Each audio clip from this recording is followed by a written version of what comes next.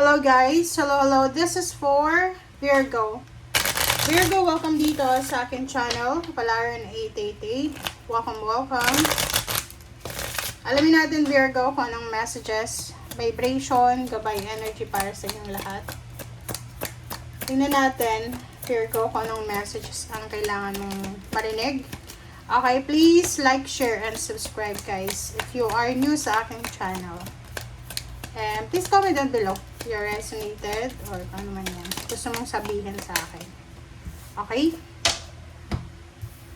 Okay, so number 3, 3 of diamonds, number 48, number 10, number 30, 7 of heart, number 21. Okay. So, unahin natin dito, eto, Virgo, na 3 of diamonds. Sinasabi ng baraha dito na money vault kasi siya, money safe. So, possible na makakatanggap ka ng pera sa linggong ito or possible din na mawalan ka ng pera. Depende yon, okay?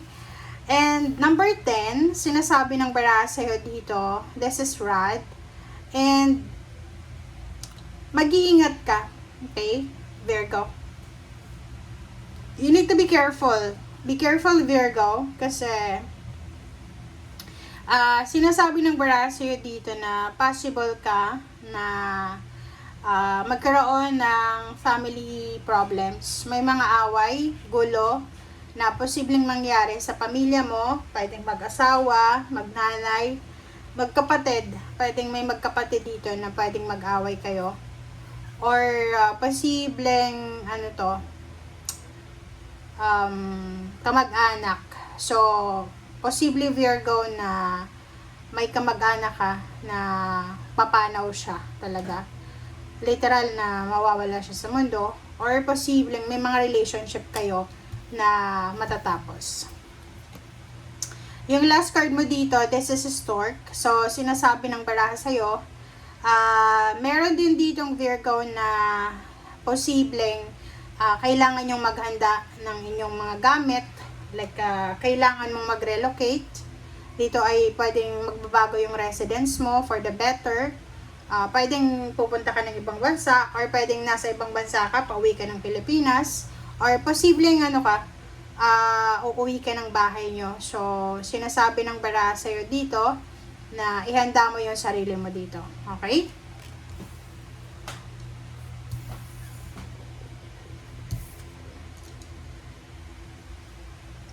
Alright, so let's check.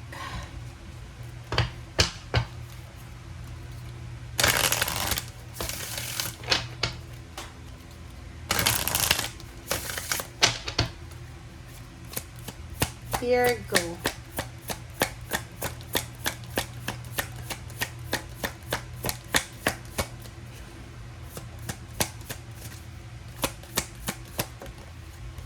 Okay, first card natin is 37 gray. Talagang ganun. There's a Virgo na posibleng makaka-experience ka ng endings. Endings, pwedeng ma-lay off ka sa trabaho, pwedeng aalisin ka sa trabaho, isa ka sa mga mate-terminate. Relationship, pwedeng may maghihiwalay, pwedeng may mga kamag-anak kayo na magkakaroon ka ng balita na nawala, namatay, or pwedeng kung ano man na ending siya na hindi mo mapipigilan. Dito sinasabi ng baraha sa'yo na sa linggong ito, kailangan mong i-prioritize yung sarili mo. Yung sarili mong buhay, katawan mo, isip mo, ganun. So, prioritize yourself.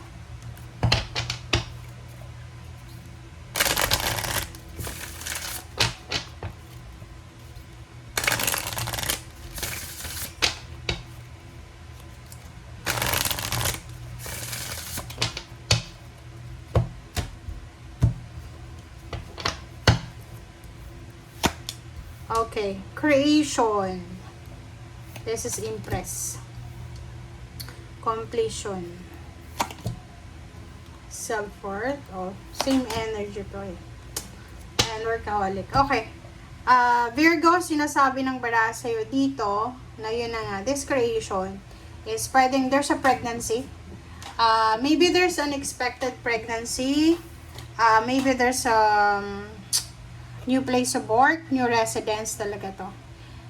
And completion yun, this is confirmed na possible na may matatapos na kontrata, matatapos na relationship, pwedeng news about someone na kilala mo na pumanaw na.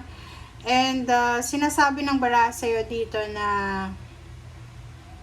wag kang magiging pabaya sa iyong sarili. Okay? Sinasabi ng bara sa'yo dito na make sure na alagaan mo yung sarili mo. Okay? Self-worth. Kailangan matulog ng tama, kumain ng tama. Huwag masyadong negative mag-isip. Okay? Huwag masyadong workaholic.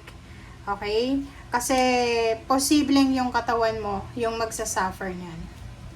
Okay.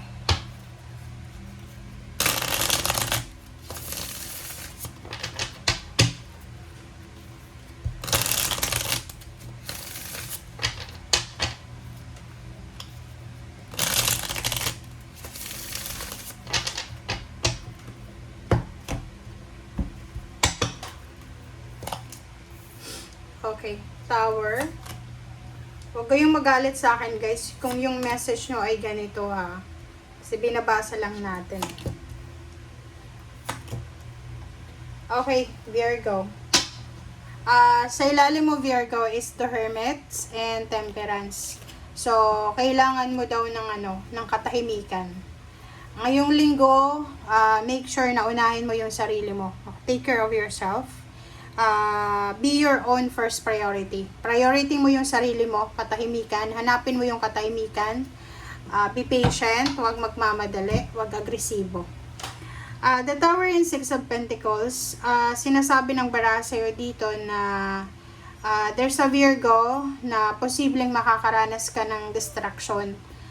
Pwedeng may matatapos na financial support or trabaho siya. So, itong Six of Pentacles, this is the financial balance. Halimbawa, may trabaho ka, posibleng ang linggong ito ay last na lang na sweldo mo. Or this is the back pay na makukuha mo. So, posibleng mawalan ka ng source of income, masira yung relationship mo, or pwedeng yun, money siya. And, kinakailangan mo daw na magpakatatag. Okay? You need to be strong. Whatever changes man yan, kasi kung ano man na endings kasi tong Tower, endings yan, na wala kang control, inevitable siya. So, wala kang control kung ano man na magbabago. Okay? Kung mawala man yung pera, yung suporta, yung trabaho, yung business, whatever man, ang kailangan mo lang dito is acceptance and you need to be strong. Okay? Nakikita ko sa'yo dito, isang water sign, Pisces, Scorpio, and Cancer, ang posibleng makakatulong sa'yo para sa kung ano man na pinagdadaanan mo. Pwedeng receive ka ng text, ng message, ng support, or pwedeng family, pwedeng makakatanggap ka ng support galing sa kanila. Okay? Thank you, guys. Bye!